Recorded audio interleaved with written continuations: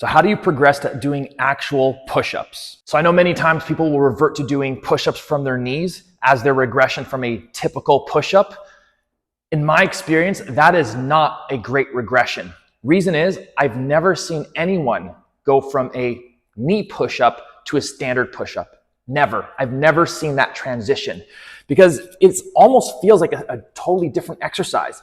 So your knees are down, you bring your hips forward, you drop your chest down and push.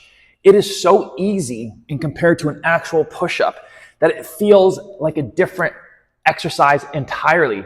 And again, for me, the idea of a regression is, yes, maybe you have limitations, maybe there's an injury, we have to regress it, and that's fine, but there needs to be a path to progression to where you eventually do the actual exercise. So what do I prefer? I prefer elevating your hands in the push-up. This feels more like a push-up than dropping down to the knees.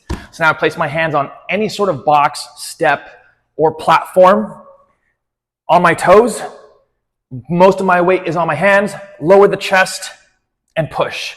This feels way more like an actual push-up compared to the previous version. And then here's the path to progression.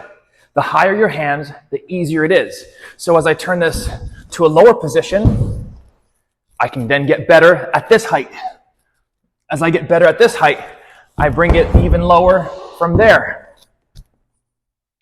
So as you see, having your hands elevated makes way more sense as a regression for your push-up because you keep working at that, you keep getting your box lower and lower, and by the time you know it, you're eventually doing actual push-ups.